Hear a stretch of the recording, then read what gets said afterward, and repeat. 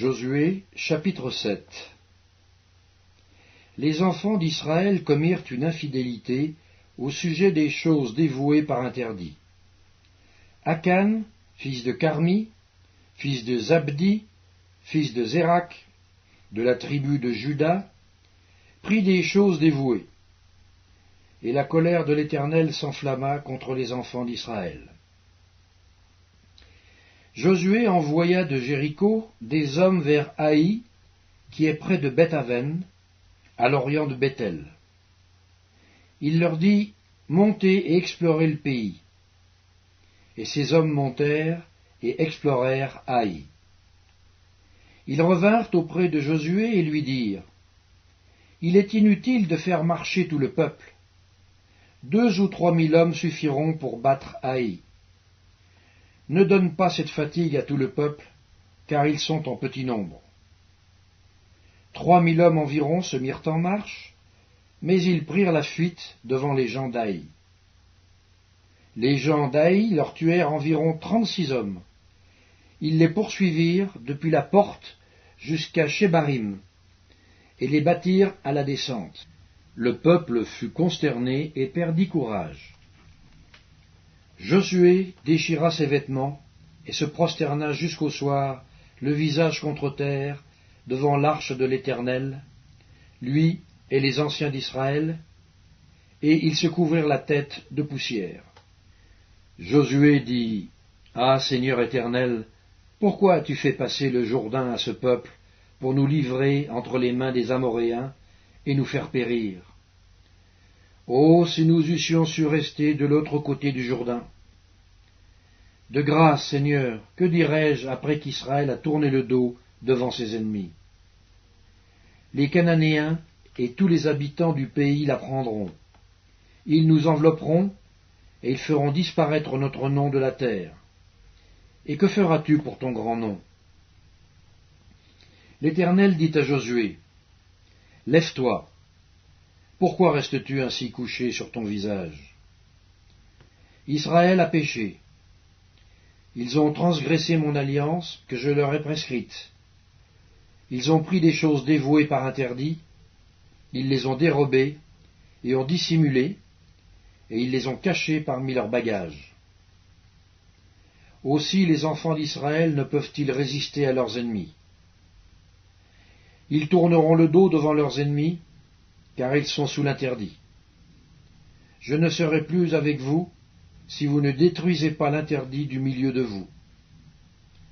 Lève-toi, sanctifie le peuple. Tu diras, sanctifiez-vous pour demain, car ainsi parle l'Éternel, le Dieu d'Israël. Il y a de l'interdit au milieu de toi, Israël. Tu ne pourras résister à tes ennemis jusqu'à ce que vous ayez ôté l'interdit du milieu de vous. Vous vous approcherez le matin selon vos tribus, et à la tribu que désignera l'Éternel s'approchera par famille, et la famille que désignera l'Éternel s'approchera par maison, et la maison que désignera l'Éternel s'approchera par homme. Celui qui sera désigné comme ayant pris de ce qui était dévoué par interdit sera brûlé au feu, lui et tout ce qui lui appartient, pour avoir transgressé l'alliance de l'Éternel et commis une infamie en Israël. » Josué se leva de bon matin, et il fit approcher Israël selon ses tribus, et la tribu de Juda fut désignée. Il fit approcher les familles de Juda, et la famille de Zérak fut désignée. Il fit approcher la famille de Zérak par maison, et Zabdi fut désigné. Il fit approcher la maison de Zabdi par homme, et Akan, fils de Carmi, fils de Zabdi, fils de Zérak, de la tribu de Juda, fut désigné. Josué dit à Akan, « Mon fils, donne gloire à l'Éternel, le Dieu d'Israël, et rends-lui hommage. Dis-moi donc ce que tu as fait, ne me le cache point. » Akan répondit à Josué et dit, « Il est vrai que j'ai péché contre l'Éternel, le Dieu d'Israël, et voici ce que j'ai fait. J'ai vu dans le butin un beau manteau de chinéar. 200 cycles d'argent et un lingot d'or du poids de 50 cycles. Je les ai convoités et je les ai pris. Ils sont cachés dans la terre au milieu de ma tente, et l'argent est dessous. Josué envoya des gens qui coururent à la tente. Et voici, les objets étaient cachés dans la tente d'Akan, et l'argent était dessous. Ils les prirent du milieu de la tente, les apportèrent à Josué et à tous les enfants d'Israël, et les déposèrent devant l'Éternel. Josué et tout Israël avec lui prirent Akan, fils de Zérak, l'argent, le manteau, le lingot d'or, les fils et les filles d'Akan, ses bœufs, ses ânes, ses brebis, sa tente, et tout ce qui lui appartenait. Et ils les firent monter dans la vallée d'Accor. Josué dit, « Pourquoi nous as-tu troublés? L'Éternel te troublera aujourd'hui. » Et tout Israël le lapida. On les brûla au feu, on les lapida, et l'on éleva sur Akan un grand monceau de pierre qui subsiste encore aujourd'hui. Et l'Éternel revint de l'ardeur de sa colère. C'est à cause de cet événement qu'on a donné jusqu'à ce jour à ce lieu le nom de vallée d'Accor. Josué, chapitre 8. L'Éternel dit à Josué, « Ne crains point, et ne t'effraie point. Prends avec toi tous les gens de guerre. Lève-toi, monte contre Haï. Vois, je livre entre tes mains le roi d'Haï et son peuple, sa ville et son pays. Tu traiteras Haï et son roi comme tu as traité Jéricho et son roi. Seulement, vous garderez pour vous le butin et le bétail. Place une embuscade derrière la ville. » Josué se leva avec tous les gens de guerre pour monter contre Haï. Il choisit 30 000 vaillants hommes qu'il fit partir de nuit et auxquels il donna cet ordre. « Écoutez, vous vous mettrez en embuscade derrière la ville. Ne vous éloignez pas beaucoup de la ville et soyez tous prêts. Mais moi et tout le peuple qui est avec moi, nous nous approcherons de la ville. Et quand ils sortiront à notre rencontre, comme la première fois, nous prendrons la fuite devant eux.